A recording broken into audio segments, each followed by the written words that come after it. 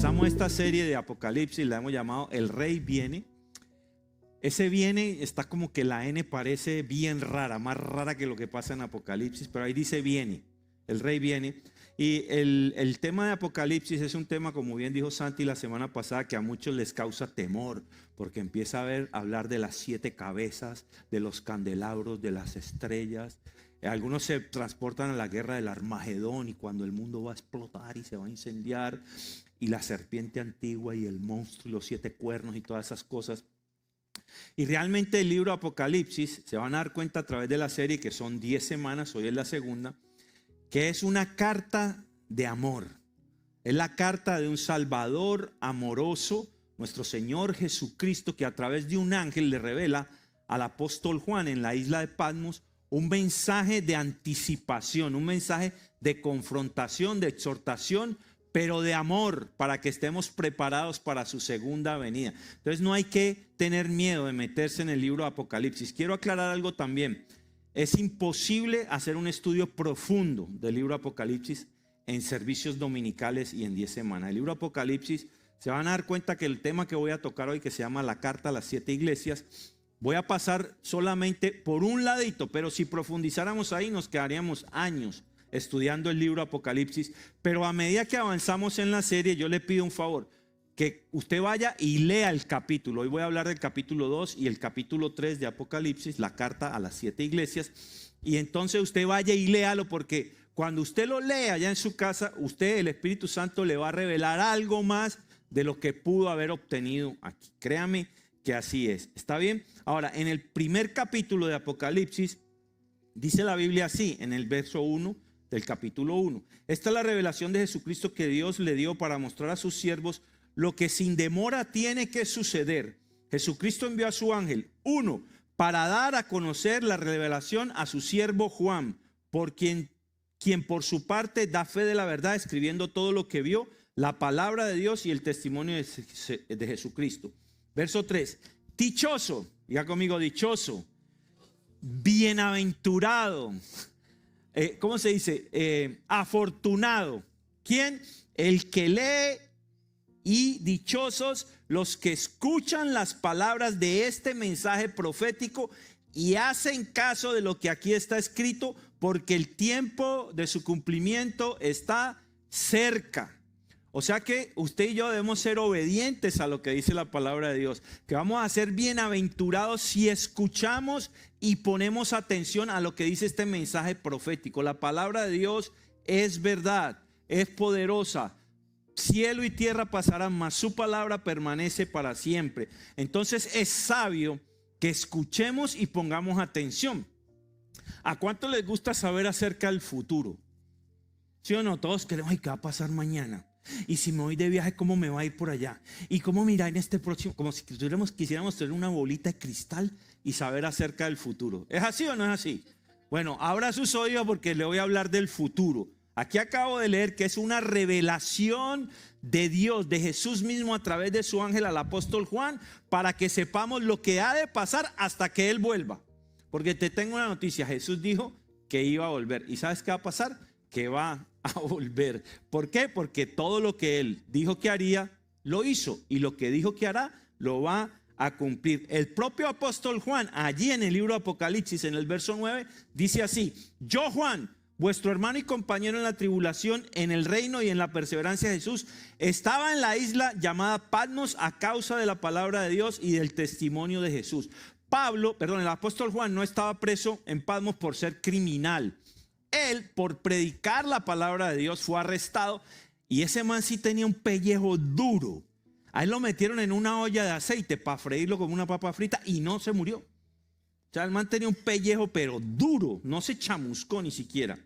Entonces coge este emperador, que tengo el nombre de él por aquí, Santi lo mencionó la semana pasada, se llamaba, ¿cómo se llamaba el tipo? Domiciano, muchas gracias. Domiciano decide enviarlo preso a la isla de Patmos. Ponme el mapa, por favor. A la isla de Patmos, que era justamente ese puntito chiquito, desterrado, una isla de trabajo forzados. Él no estaba ya de playa, bronceándose. Él estaba desterrado allá preso, y cuando está allí preso en la cárcel, en un momento de sufrimiento, en un momento difícil, no era una cárcel ni con aire acondicionado, ni con sándwich y jugo de naranja como te dan aquí. Era terrible. Y allí en ese momento, Dios decide revelar al apóstol Juan el libro Apocalipsis, esta carta donde nos habla acerca de los hechos por venir. Estas son las 7 iglesias: Pérgamo, Tiatira, Sardis, Esmirna, Éfesos, Filadelfia y la Odisea. De eso vamos a hablar hoy. Ahora, recapitulando para que tengan la imaginación prendida, las estrellas en Apocalipsis son los ángeles y los candelabros son las iglesias. Apréndase eso: estrellas, ángeles; candelabros, iglesias. ¿Están listos? Ahora, el libro Apocalipsis es un libro súper apasionante de estudiar porque tiene muchas figuras, tiene muchas pinturas, tiene muchos, ¿cómo se dice? Metáforas, pero también elementos que utiliza para darnos una descripción de lo que quiere hablar. Pero apréndase eso: estrellas, ángeles y candelabros son iglesias. Ahora, en este capítulo, hoy voy a hablar del capítulo 2 y el capítulo 3.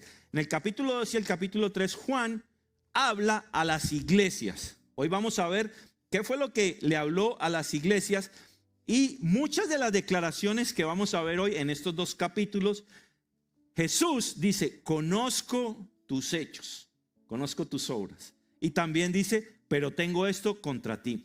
¿Usted cuántos tienen hijos? ¿Sabe? Cuando uno va a disciplinar sus hijos, yo me acuerdo, por lo menos en el caso de nosotros, tratamos de no dejar que la ira nos consumiera para luego cascarle al niño. No, aprendimos un proceso de disciplina bíblico, como la palabra de Dios lo enseña. Entonces el proceso era este: como amo a mi hijo, según dice la Biblia, así como Dios me ama y me disciplina, un padre que ama a sus hijos los disciplina en amor. Entonces yo venía: mi vida, yo te amo, papá te ama, tú eres lo máximo, pero hiciste esto, esto y esto. Y tin, tin, tin, varita, y luego: mi vida, te amo, y vaya y siga jugando. Pasó. Y no le vuelvo a refrescar la desobediencia. Ya pasó. Porque hay papás que se quedan pegados todo el día: es que usted hizo, es que usted hizo, es que usted hizo, es que usted. Bueno, ok. Entonces, el pastor Chris utilizó la semana pasada en la prédica ya en inglés, porque ellos aprendieron este tema ya la semana pasada en inglés, en los departamentos de HR, Human Resources, recursos humanos. Le llaman la técnica sándwich. ¿Sabe cuál es la técnica sándwich? Que te ponen una tajada de pan. ¿Cómo está? Qué bueno que trabaja con nosotros. Es una bendición que usted haga parte de este equipo. Pero, y boom, te meten el regaño, el queso y el jamón. Y después que te meten el regaño, te dice: y esperamos que de aquí en adelante sigas compartiendo con esta parte. Y te ponen el otro pan. ¿Ok? Pan, te amo. El queso y el jamón, regaño y pan, te amamos y queremos que siga con nosotros. Eso es Apocalipsis. Eso es Apocalipsis. Es Jesús diciéndole a las iglesias: les amo, reconozco sus obras, veo su sacrificio, veo su perseverancia, pan, pero tengo esto contra ti: jamón y queso. Y encima luego Jesús dice: y entonces hagan esto. O sea, nos da una segunda oportunidad como iglesia. ¿Ok? De eso se trata el mensaje de la carta a las 7 iglesias. Ahora, quiero dejar algo en claro. Jesús es Dios, es un Dios amoroso. Él vino a juzgar, pero no es un Dios condenador, no es un Dios castigador. Y aquí en la carta, en el libro de Apocalipsis, Jesús no está bravo, Él no está enojado, ni vino a regañarnos. Él vino a mostrarnos su amor, a decirnos lo que estamos haciendo bien y lo que no estamos haciendo bien y cómo corregirlo. Ese es el mensaje de un Dios amoroso. ¿Está bien? Ahora, vamos a empezar entonces. ¿Cómo es que es el título de hoy? ¿Cómo le puse el título? La carta a las 7 iglesias. ¿Cómo me olvida? Ok, la carta a las 7 iglesias. Voy a empezar por el capítulo 3 antes que el 2. ¿Está bien? ¿Me lo permiten? ¿Sí? Bueno, igual lo iba a hacer aunque usted me diga que no, pero yo voy a empezar por el capítulo 3. El primer punto hoy, y voy a ir rapidísimo, de modo que ponga atención. Y si se está durmiendo, pégale un codazo. Si a alguien se le está durmiendo al lado, pégale un codazo y te la estás perdiendo. Porque hay como 2 o 3 que normalmente me llaman el domingo. Estoy aquí predicando y empiezan a hacer mis que venga, yo no voy a ir, ¿ok? Si hay 2 que son campeones para dormir, ahí están grabados en la cámara esa que tenemos allá. Yo reviso después el lunes quiénes son los que se me duermen. Ya hablo español, vamos, vale. Yo hablo colombiano, cubano, medio spanglish y ahora hablo español. Ok. Yo, mexicano. Que no manches, ¿cómo es? Ay, venezolano, ¿dónde estaba? ¿Y qué, mijo? ¿Cómo estáis vos? Y cubano, ¿dónde hay cubano aquí? Hacer, Ok, vamos a hablar. Apocalipsis 3, capítulo 3, versos 1 al 3. Dice así la Nueva Versión Internacional. A la iglesia de Sardis, dice el título. El ángel le está hablando a Juan y le dice, escribe al ángel de la iglesia en Sardis. O sea, el ángel de Dios le está diciendo a Juan, escríbele, dile al que lidera la iglesia en Sardis. 2 puntos. Esto dice el que tiene los 7 espíritus de Dios y las 7 estrellas. ¿Quién es? Jesús. Abro paréntesis, comillas. Conozco tus obras, tienes fama de estar vivo, pero en realidad estás muerto. Despierta, reaviva lo que aún es rescatable, pues no he encontrado que tus obras sean completas delante de mí, Dios, delante de mi Dios. Así que recuerda lo que has recibido y oído, obedécelo y arrepiéntete. Y si no te mantienes despierto, cuando menos lo esperes, caeré sobre ti como un león. Por eso decía ladrón. Para mí son las 8 de la noche, entonces me perdona porque apenas llegué antenoche y me estoy acomodando al horario.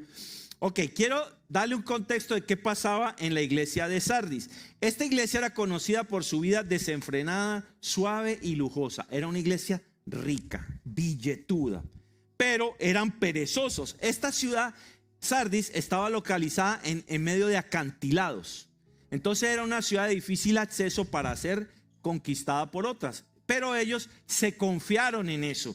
Y por cuanto se confiaron en eso, no pusieron guardias. Y por no poner guardias, 2 veces los atacaron y los fregaron. Fueron derrotados por su exceso de confianza. Y eso es lo que le está diciendo Jesús a través del apóstol Juan a la iglesia. Mire lo que dice.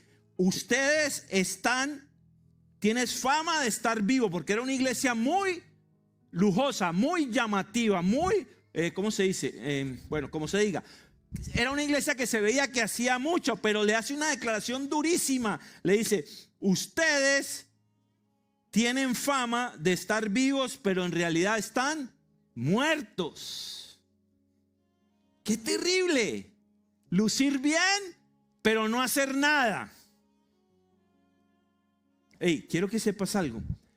Esta revelación al apóstol Juan sigue vigente hoy, a la iglesia de Cristo hoy en la tierra. Se van a dar cuenta al final cuando dice, el que tiene oídos para oír, que oiga, y que esto se da de cumplir hasta que Él venga.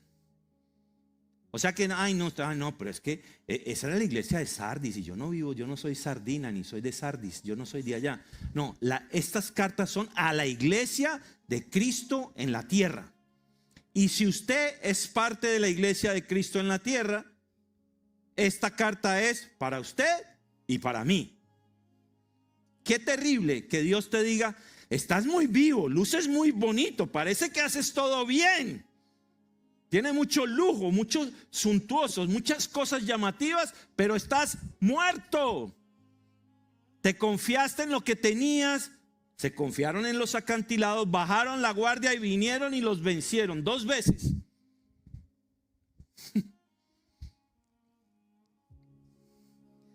A mí esto me hace pensar muchas veces en los ricos de este mundo. ¿Usted sabe lo difícil que es llevar a un rico a los pies del Señor? Es más fácil llevar a un ateo a que conozca a Dios, a que un rico conozca al Señor. Porque los ricos tienen la tendencia a resolver todo con dinero. Y eso parecía en esta iglesia. Una iglesia suntuosa, rica, acaudalada, pero frescos, relajados, porque tenían todo y que los acantilados los defendían. Se descuidaron y tenga para que lleve. Se los conquistaron 2 veces. Y hay gente que es así. Hay gente que llega, obtiene una posición económica relajada, cómoda. La esposa no molesta, los hijos ahí más o menos. Viene a la iglesia, pero están muertos, no hacen nada por el Señor, no le hablan a nadie de Jesús. Estás vivo, pero muerto. Para mí esa es una declaración muy seria de Jesús acerca de la iglesia. Hay gente que uno la saluda. ¿Cómo estás? Bien. Mentiroso. Estás fregado.com y quieres aparentar que estás vivo, pero por dentro estás muerto. Un mensaje duro para una iglesia. Allá en España hay un dicho que molestamos con eso todo el viaje con mi esposa, su hermana y el cuñado, y es: no pasa nada. O sea, tú le dices a la gente tal cosa y no pasa nada. O sea, como que todo está bien, tranquilo. Y hay cristianos que son así. Están fregados por dentro, están consumidos en tristeza, en temor, en ansiedad, en incertidumbre, en crisis financiera, crisis matrimonial, y tú los saludas. ¿Cómo estás? Bien, pastor. ¿En serio? ¿Será que te pareces a la iglesia de Sardis? ¿Estás vivo, pero muerto? Duro, ¿no?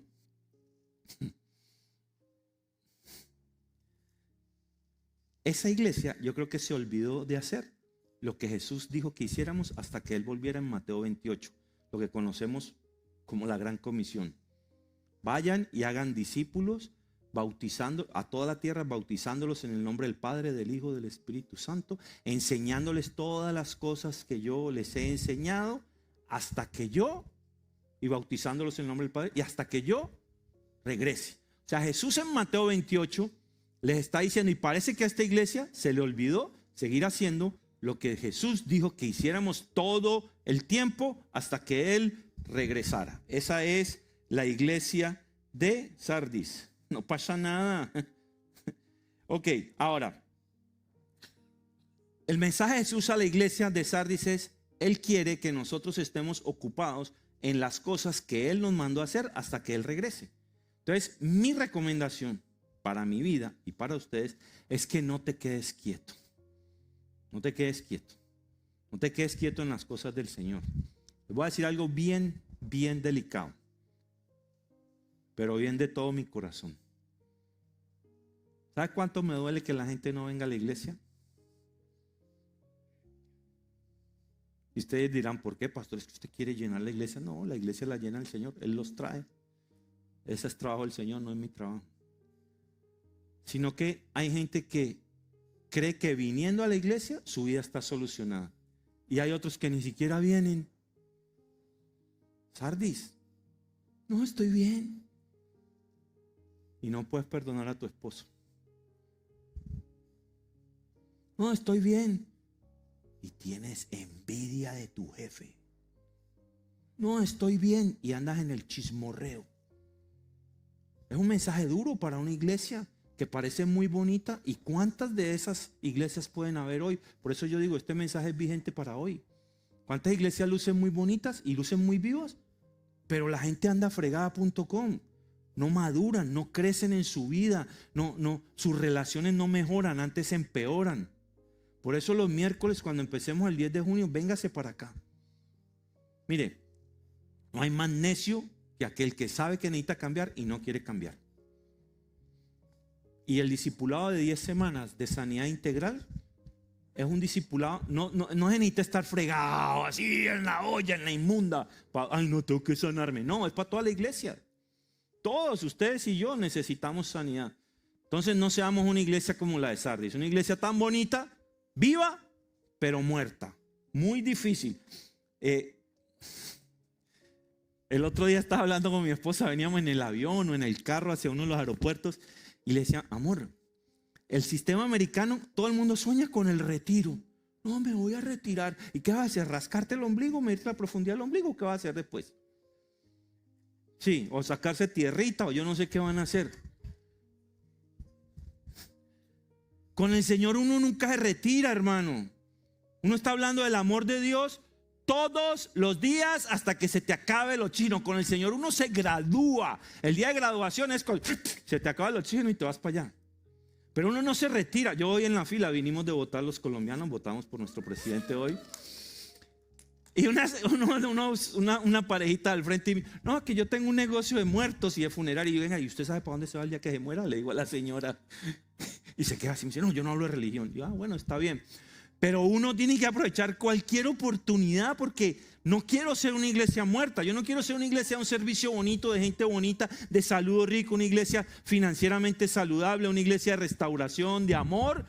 Pero no evangelizar de ahí para afuera, no cumplir con la gran comisión que Jesús nos mandó hasta que Él vuelva. No quiero ser una iglesia de Sardis, renuncio. Y como hijo de Dios, allá en el parque en Madrid, en el parque El Retiro, se arrima una gitana, ¿sabes? Salerosa, una gitana. Una señora con unas hojitas de laurel. Dice, vamos, Rey. Rey es papito lindo, me dijo Rey.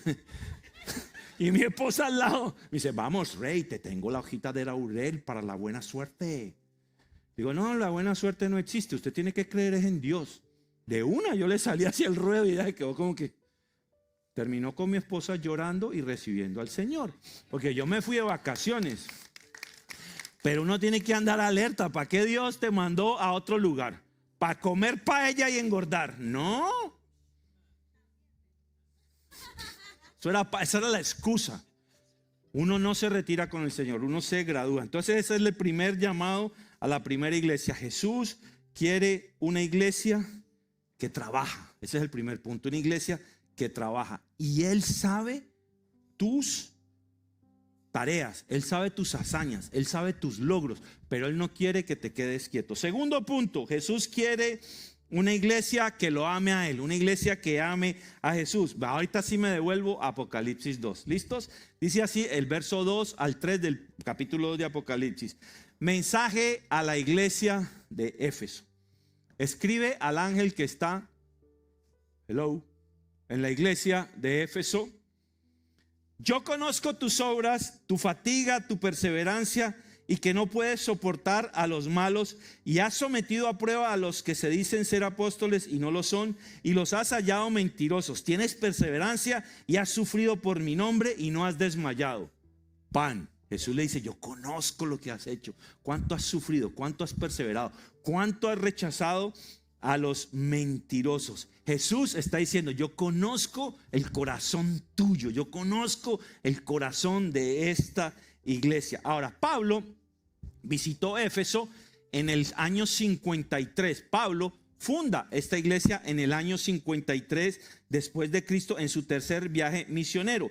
Y allí la establece, ponme el mapa. Éfeso era la ciudad más importante de aquel entonces porque era un puerto. La capital del Imperio Romano era Pérgamo, pero sin embargo Éfeso era la ciudad número 1 de la Asia antigua, que era el Imperio Romano para entonces.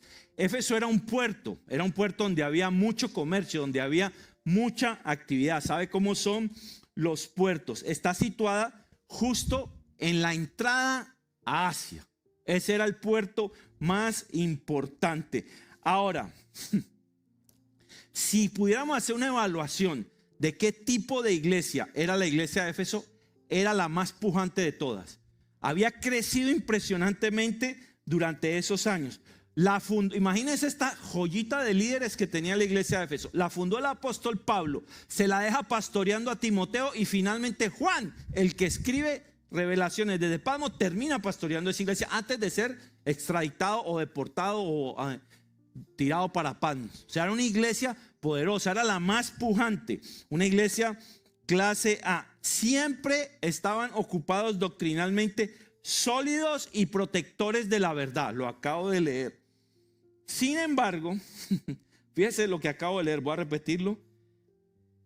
Conozco tus obras, tu fatiga, tu perseverancia y que no puedes soportar a los malos. No está refiriendo a los bandidos, sino a los falsos profetas. Y has sometido a prueba a los que dicen ser apóstoles y no lo son. O sea, era una iglesia de la palabra, filtraba a la gente por la palabra y los has hallado mentirosos. Mira lo que le dice a la iglesia: tienes perseverancia y has sufrido por mi nombre y no has desmayado. Era una iglesia tesa, ¿sí o no? Según lo que dice ahí. Ahora viene el jamón y el queso. Sin embargo, Jesús mira más allá de lo que se ve. Él mira tu corazón, nuestro corazón. O sea, ahí les acaba de decir, ustedes lo están haciendo muy bien, ustedes son esto. Y en el verso 4 viene, pero tengo esto contra ti. que has dejado tu primer amor. Recuerda, por tanto, de dónde has caído y arrepiéntete. Y haz las obras que hiciste al principio. Si no, vendré a ti y quitaré tu candelabro de su lugar si no te arrepientes. Dura confrontación. Jesús le está diciendo, hace las cosas muy bonitas. Oh, tienes evento el día de la madre, tienes evento el día del padre, tienes picnic, tienes grupo de hombres, tienes grupo de sanidad, tienes grupo de mujeres, tienes programas para los niños, pero te olvidaste de mí, de tu relación conmigo, de tu primer amor. Jesús le está diciendo a la iglesia, de nada sirve todo lo que está diciendo, si no te arrepientes. ¿Qué es arrepentirse? Reconocer que me equivoqué. Estoy congelándome aquí, Jesús. O cae nieve o algo va a pasar aquí. Si no te arrepientes, le dice, arrepiéntete. ¿Qué es arrepentirse? Reconocer que estás haciendo lo que no es correcto. No necesariamente pecado, sino lo que no es correcto. Y cambiar tu rumbo. ¿Y qué le dice? Arrepiéntete. Reconoce que te equivocaste, que te olvidaste del primer amor, de tu relación íntima conmigo, y haz las cosas que hacías al principio. O sea, Jesús no solo los confronta, sino que los anima a que hagan lo que debe hacer como iglesia. Dice el apóstol Pablo en la primera carta a los Corintios, capítulo 13, el famoso pasaje del amor. De nada sirve todo lo que haces si no hay amor. Y el amor de la iglesia empieza en el amor por Él. ¿Y por qué amamos a Jesús? Porque Él nos amó primero. Y la única forma que tú puedas amar a otra persona, al que está a tu lado que te cae mal, o con el que peleaste ahorita en el parqueo, la única forma que puedas amar a esa persona es si tú amas primero a Jesús. Porque cuando tienes la llenura del amor de Jesús, el Espíritu Santo en ti, entonces brota amor para tu prójimo. No podemos ser una iglesia de eventos, de cosas lindas como las que Dios nos ha dado aquí, si nuestro primer amor no es Jesús, nuestro Salvador. ¿Qué significa que le quitaría el candelabro? Que le quitaría la unción a la iglesia más pujante de ese momento. ¿De qué sirve una iglesia bonita, grande, que brilla, pero sin unción? Eso es una buena organización. Pero si no hay el amor de Jesús, de nada sirve. Tremenda exhortación. Vendré, déjame leérselo. Si no, vendré a ti y quitaré tu candelabro de su lugar si no te arrepientes.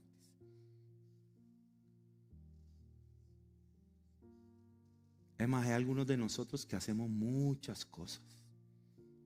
Trabajamos mucho y ponemos a Jesús en segundo plano. Y tal vez ese sea el mensaje para algunos de nosotros hoy. Francisco, ¿de qué te sirve predicar, dar consejería, diezmar, ofrendar, ayudar al necesitado, enseñar la palabra? ¿De qué te sirve todo eso si te olvidaste del primer amor? Si no te arrepientes, voy a venir. Los dones son irrevocables, pero la unción la da Él.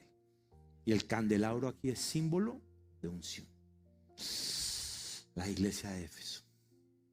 Jesús va a regresar. Y cuando regrese, está esperando encontrar una iglesia que le ame a Él. Quiero hacer una pregunta. No alce la mano. No es para que alce la mano, es para que te evalúes a conciencia allí donde estás. ¿Cómo está tu relación con Jesús hoy?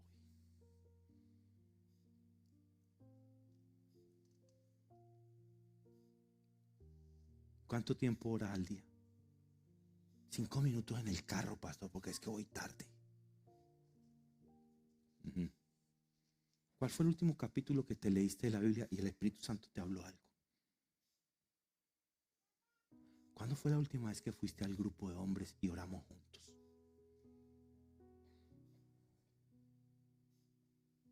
¿De qué sirve hacer tantas cosas, hermano, si no tienes amor por Jesús? Si el amor por Jesús no es tu prioridad, címbalo que resuena. lata vacía en español. La iglesia más suntuosa, Éfeso, ya no sería la luz del Asia de entonces, del Imperio Romano, lo que es hoy Asia. Por eso este mensaje de Éfeso me dio tan duro cuando estaba preparándolo, porque puede ser una iglesia sana en doctrina, una iglesia con buenos programas, una iglesia sólida financieramente, una iglesia con líderes y gente comprometida, pero una iglesia que no alumbra, se le ha quitado el candelabro, que no impacta a la comunidad, que no impacta a las familias, donde la unción de Dios no está. Apocalipsis, la carta a la iglesia de Éfeso. Jesús viene entonces, número 1, por una iglesia, la de Sardis, que trabaja. Número 2, una iglesia que ama a Jesús. Número 3, tercer punto.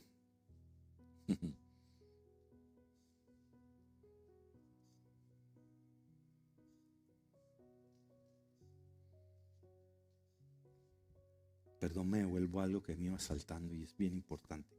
Apocalipsis, capítulo 2, verso 7, parte A. ¿Quiere leer conmigo? El que tiene oído, oiga lo que el Espíritu dice a las iglesias. Es para ti, es para mí. Tercer punto, Jesús viene a buscar una iglesia con convicción firme. Mire, Jesús entiende lo que es la cultura. Jesús hacía una diferenciación bien clara entre el Espíritu Santo, la religión y la cultura. Esta incluyó 2 iglesias en este tema de una iglesia con convicción firme, la de Pérgamo y la de Tiatira. Ahora, recuerde, todas estas iglesias estaban rodeadas por la cultura romana. La ley eran los romanos, los religiosos eran los judíos, pero el imperio romano tenía una característica. Ahí había dioses de todos los tamaños. Tenía una estatua a Zeus que era de más de 40 pies. Es más, dicen los que han ido a Roma que hay hoy en día un monumento en Roma que no hay ninguna estatua, pero dice al Dios desconocido. O sea, esta gente eran idólatras a morir, y todo eso era el imperio romano. Ellos tenían por costumbre adorar al César, al Dios desconocido, a Zeus, a Diana y a otros dioses. Ahora, Jesús le habla a estas 2 iglesias, a la de Pérgamo y a la de Tiatira, acerca del mismo tema, de la cultura, cuando la cultura se mete en la iglesia. Dice así el libro Apocalipsis, capítulo 2, verso 12 al 14. Mensaje a la iglesia de Pérgamo. Escribe al ángel de la iglesia en Pérgamo: el que tiene la espada aguda de 2 filos dice esto. ¿Quién es el de la espada aguda de 2 filos? Jesús, su palabra. Yo sé dónde moras, donde está el trono de Satanás. ¿Dónde moraba Satanás? En toda esa idolatría, todos esos dioses que habían en Roma. Guardas fielmente mi nombre y no has negado mi fe. Le está diciendo a la iglesia de Pérgamo. Aún en los días de Antipas, mi testigo, mi siervo fiel, que fue muerto entre vosotros, donde mora Satanás, allí en el centro de la idolatría. Pero tengo unas pocas cosas contra ti. Aquí viene el intermedio.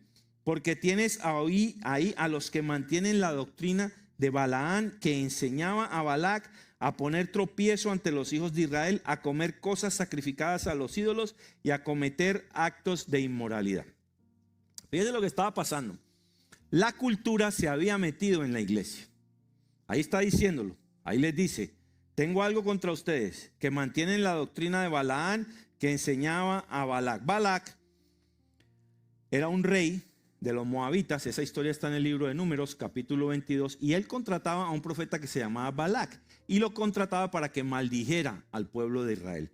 Pero este profeta Balac, Dios va y le da las 3 profecías al pueblo de Israel, y Dios lo cambia en bendición. Dios lo confunde, y lo que el profeta Balac le pagaba a Balaán, al profeta, le pagaba para que maldijera al pueblo de Israel, Dios lo convertía en bendición. Entonces Balaam viene y le da una gran idea a Balac, porque el profeta quería el dinero, él quería su pago, y si las maldiciones no le funcionaban, él se buscó una forma de maldecir. Y entonces, ¿qué hizo? Dice así: no podía maldecirlo directamente, pero quería el dinero de Balaam. Entonces le dio un consejo que fue mucho más efectivo que cualquier maldición. Póngale cuidado. Si no puedes destruirlos desde afuera, hazlos destruirse desde adentro. Le sugirió que enviara mujeres moabitas a seducir a los hombres israelitas para que participaran en sus banquetes, adoraran a sus dioses y cometieran inmoralidad sexual. Y funcionó. Israel cayó por seducción donde no había caído por guerra.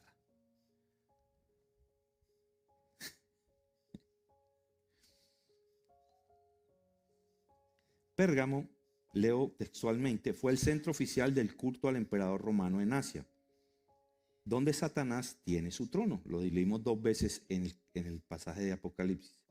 No era una sola metáfora. Sobre la ciudad, en una enorme acrópolis, se alzaba el altar de Zeus, una estructura de 40 pies de altura donde los sacrificios ardían 24 horas al día. Literalmente parecía un trono dominado en el horizonte. Esta iglesia, a pesar de que mataron al testigo de Jesús, que eran Antipas, al discípulo de Juan, la iglesia prevaleció. O sea, la iglesia no se derrumbó por la persecución, pero el engaño fue sutil. Por eso el Apocalipsis dice, tienen la cultura, la enseñanza de Balaam. ¿Y sabe que la cultura se ha metido a la iglesia de una manera sutil? Nosotros hoy, muchos cristianos, justificamos las cosas del mundo con frases como esta. Como en España, no pasa nada. Todo el mundo lo hace. Si se siente bien y no viola los derechos de los demás, hazlo. Y pensamos que eso es válido dentro de la iglesia. Pornografía. En el trabajo. Tus amigotes, tus amigotas. No es que todo el mundo lo ve y eso no tiene nada de malo. No tiene nada de malo. ¿Sí ves? Como la inmoralidad sutilmente y entonces es aceptada en la iglesia porque no, pues sí. Pues si todo el mundo lo mira, no importa, porque mientras no se meta con nadie, igual, nomás está viendo, estás pecando, estás adicto y estás aceptando algo que la cultura acepta como normal. Normalizamos el pecado dentro de la iglesia. Sutil, la misma técnica de Balaam. Duro. Se acogieron a la cultura como si fuera normal. Pero eso es la de Pérgamo. Miren lo que pasa en la de Tiatira. Capítulo 2 de Apocalipsis, verso 19 al 23. Escribe al ángel de la iglesia en Tiatira. El Hijo de Dios, que tiene ojos como llama de fuego y cuyos pies son semejantes al bronce bruñido, dice esto. Toda esta simbología la estudiaríamos en otro espacio acerca de Apocalipsis, pero se está refiriendo a Jesús, que todo lo ve.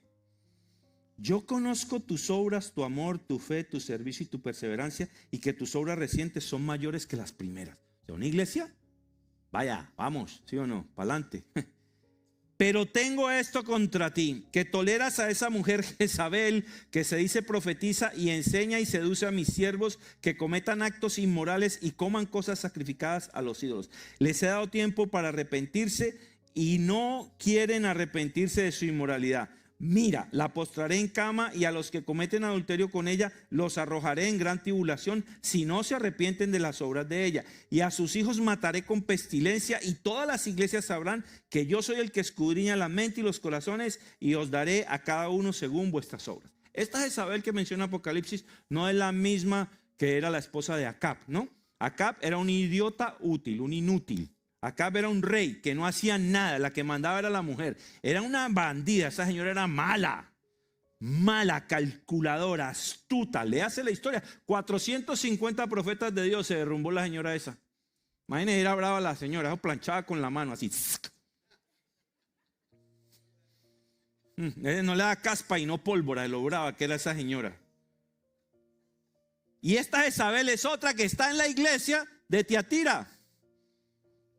Y está enseñando que los hombres tengan relaciones, la inmoralidad, y que era válido. Era una profetisa dentro de la iglesia, enseñando lo mismo que hacía la Jezabel bruja satánica.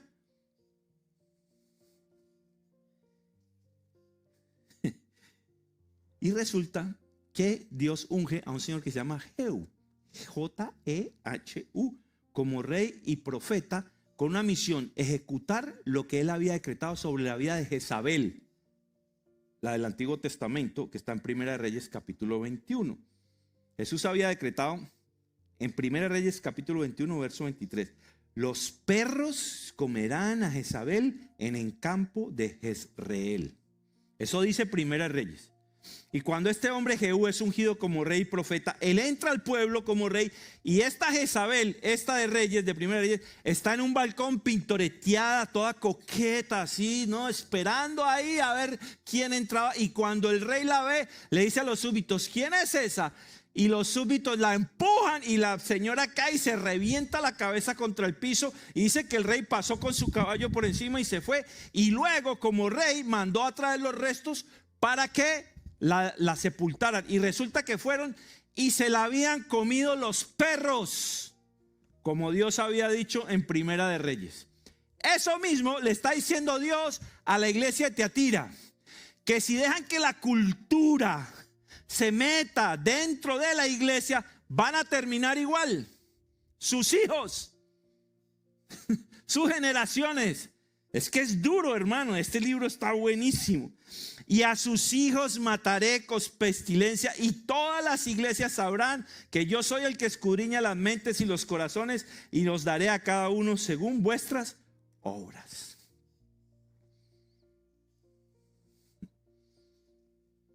Uy, se me salió algo en la mente, Señor, remuévelo. No lo voy a decir, no lo voy a decir, no lo voy a decir. ¿O sí? Si me lo puso en la mente es para que lo diga.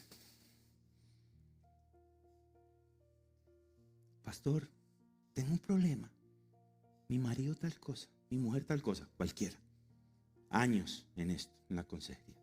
No, hermana, mire, usted necesita traer un proceso de sanidad, buscar su libertad, su restauración, busque la presencia de Dios, haga un programa de sanidad, haga un discipulado. Hermano, métase al grupo de hombres, haga esto. O sea, y terminan haciendo lo que le dicen en el trabajo. Dos amigas, dos amigos.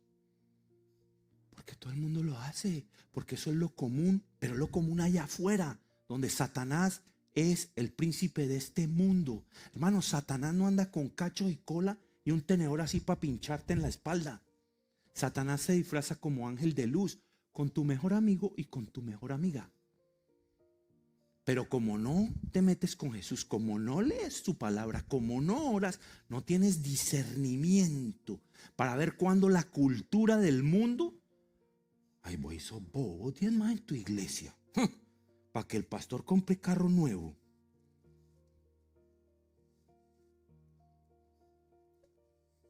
Y luego estás quebrado, no te alcanza el fin de mes, porque te perdiste tú solito, te saliste de la bendición financiera extravagante que Dios tiene para los que son obedientes en el área financiera. Pero si el pastor te dice que traigas tu diezmo al folí, como dice él, ay, pastor tan vivo. ¿Por qué? Porque te dejas que la cultura se meta sutilmente en tu mente.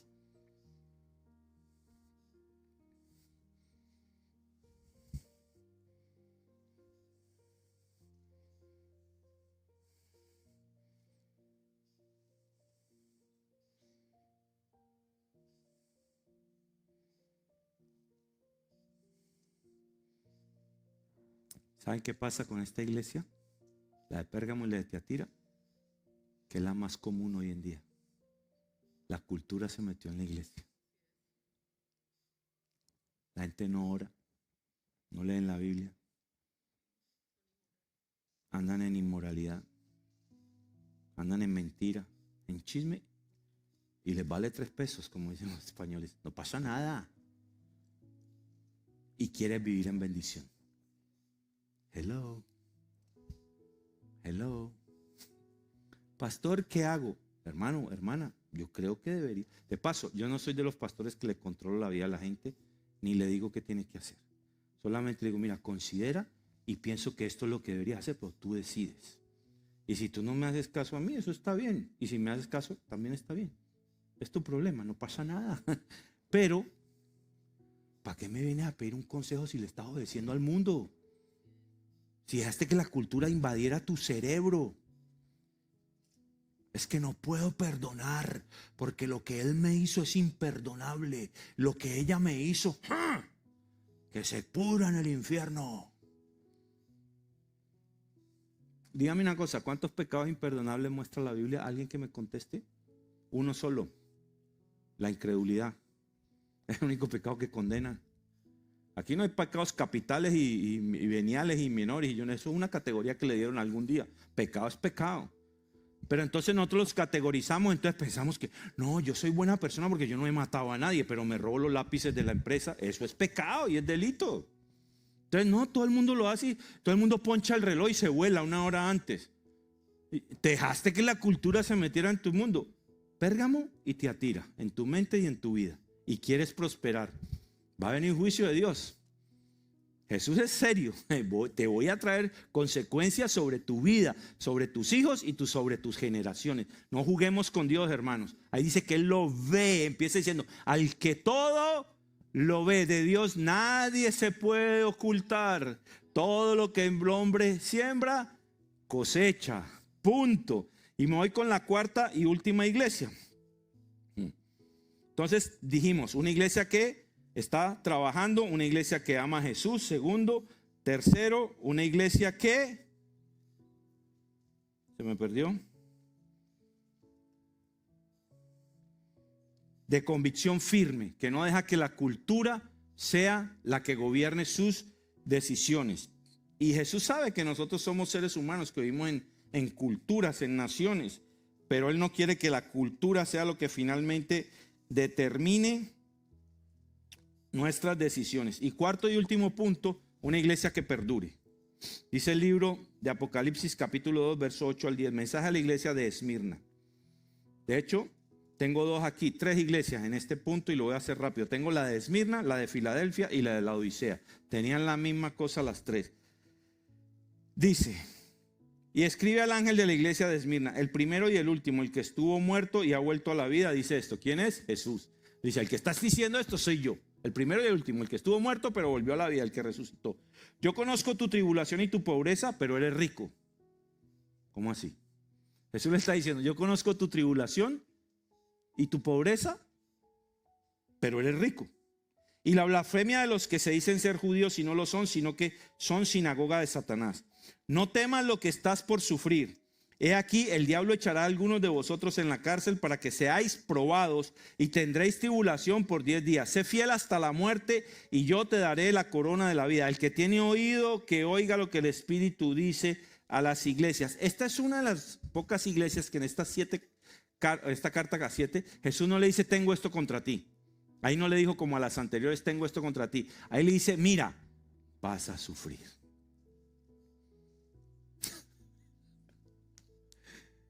Vas a sufrir.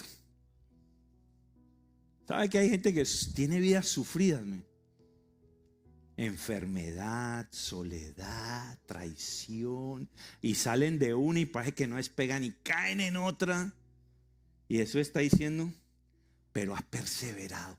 Yo creo que Dios permite que gente sufra, y eso es duro de decir, yo lo creo, no lo dice la Biblia. La Biblia no dice, yo quiero que sufras, no. Yo creo, el pastor, yo Francisco, creo que aquí nos está diciendo, es necesario que sufras, pero has perseverado, no has fallado, has permanecido en tu fe, sigues creyendo en mí, sigues predicando mi palabra.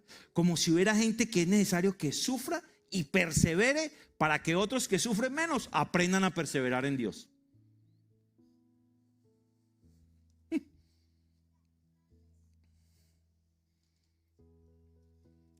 Capítulo 3, verso 8, mensaje a Filadelfia.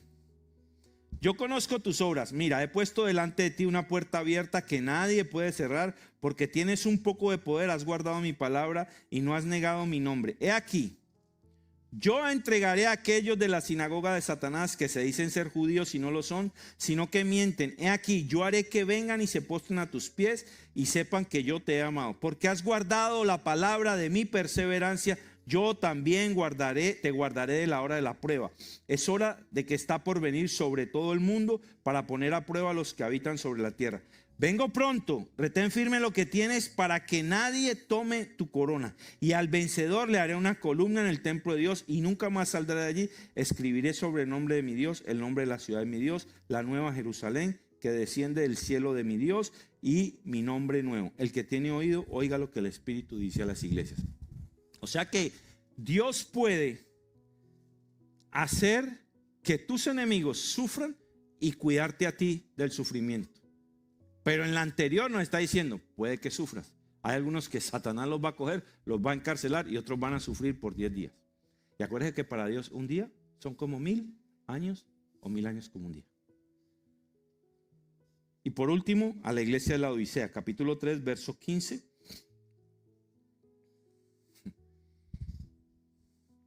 El otro día se murió un amigo en Miami de nosotros de cáncer, un hombre joven, 50 años. Un cáncer que él peleó contra él 2 años, con un ministerio súper precioso, súper pujante de sanidad, una iglesia linda. Y ese man sufrió y a través de los 2 años vimos cómo se iba deteriorando. Y oramos y la iglesia oró y gente en el mundo oró por él y todo. Y se murió.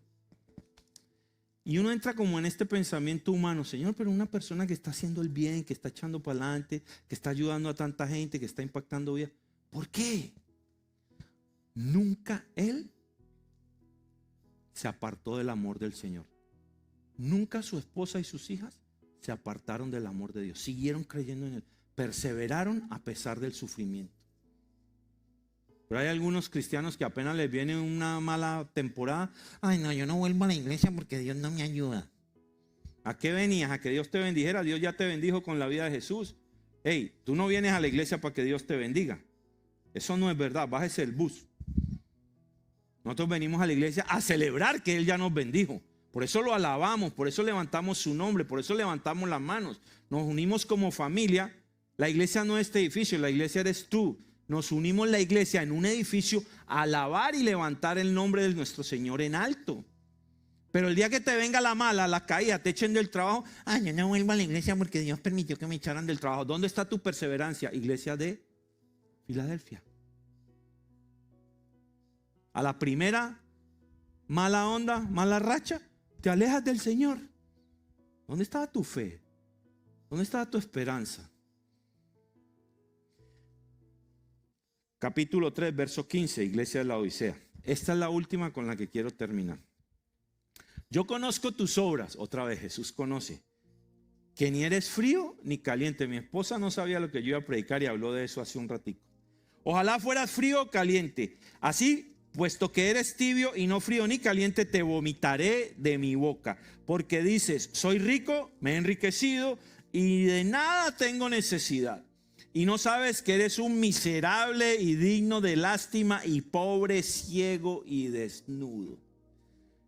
Te aconsejo que de mí compres oro refinado por fuego para que te hagas rico y vestidura blanca para que te vistas y no se te manifieste la vergüenza de tu desnudez y colirio para ungir tus ojos para que puedas ver. Esta iglesia de la Odisea era un centro financiero y eran tan ricos que vino un terremoto y los devastó y les ofrecieron ayuda y dijeron, no, nosotros podemos reconstruir esto solos, nosotros podemos todo. Arrogantes, confiados en las finanzas, en el conocimiento. O sea, y tenía una característica esta iglesia. Ella estaba entre Colosas, entre la iglesia de Colosenses y la iglesia de Efesios. Sí. Entonces, una de estas, déjeme yo leo. Ellos tenían un suministro terrible de agua. Una ciudad vecina era Hierápolis, que tenía aguas famosas termales calientes con poderes de sanación, aguas termales que sanaban. Y la otra ciudad era Colosa, la iglesia de Colosenses, que tenía arroyos montañosos de agua fresca y fría.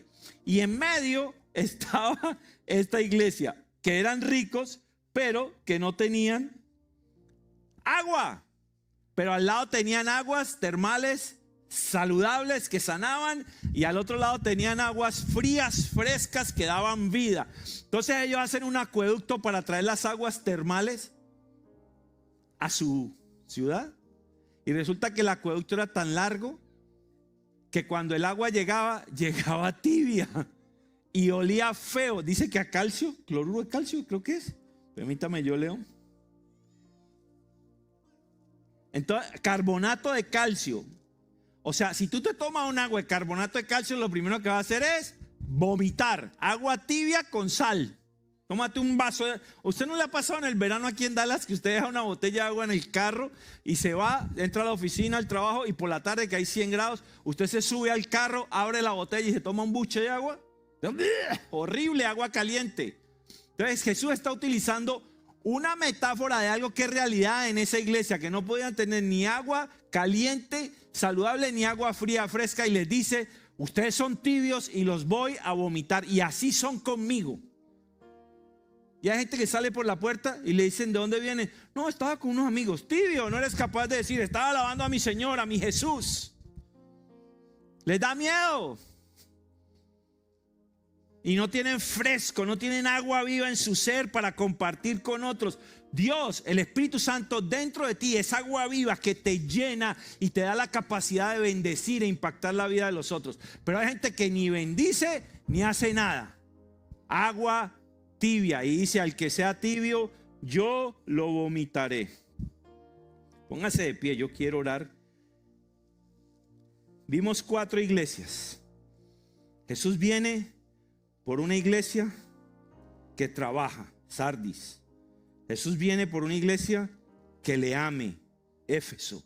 Jesús viene por una iglesia que sea firme en sus convicciones, Pérgamo y Tiatira. Y Jesús viene por una iglesia que perdure, una iglesia que prevalezca, una iglesia firme, una iglesia que no sea tibia, una iglesia caliente, una iglesia donde la vida del Espíritu se manifieste, una iglesia donde haya milagros, sanidades, donde haya amor de familia, donde haya convicción, donde haya temor de Dios. ¿Sabe cuál es el temor de Dios? El principio de la sabiduría. ¿Y sabe cuál es el principio de la sabiduría? Huirle al pecado. Te tengo una noticia. ¿Qué cosas estás haciendo hoy en tu vida? Que la cultura se metió en tu mente, en tu familia. ¿Estás siendo tibio? Te va a vomitar. Y cuando dice te va a vomitar, no quiere decir que va a quitar tu salvación. Quiere decir que se va a apartar de tu vida y te va a dejar que hagas lo que tú quieras. La buena noticia es que todavía hay tiempo. Jesús dice, arrepiéntanse, hagan lo que hacían al principio, sean calientes o sé frío. Para los fríos a Dios no le importa porque los fríos están perdidos, pero sé caliente, no seas tibio, no te enfoques en tus obras, no dejes que la cultura se meta en tu vida, en tu familia, en tu mente. Haz las cosas que tenías que hacer. Volvamos al primer amor. Y el libro de Apocalipsis capítulo 3 verso 19, perdonen que me extendí. Yo reprendo y disciplino a todos los que amo. Dios no es castigador, Él te ama, pero te disciplina porque te ama. Por lo tanto, sé fervoroso y arrepiéntete. Sé fervoroso y arrepiéntete. No juegues a la iglesia. No juegues a ser cristiano. Yo estoy tocando a la puerta y llamo. Si alguno oye mi voz y abre la puerta, entraré, cenaré con él y él conmigo. Quiero hacer 2 llamados para oración. Número 1, ¿has permitido que la cultura se meta en tu vida, en tu familia? Tú eres de los que hace las cosas como las hace el mundo, porque todo el mundo lo hace, porque es normal, porque no le hago daño a nadie, porque es lo que yo creo y lo que yo quiero, y pusiste a Dios en un segundo plano.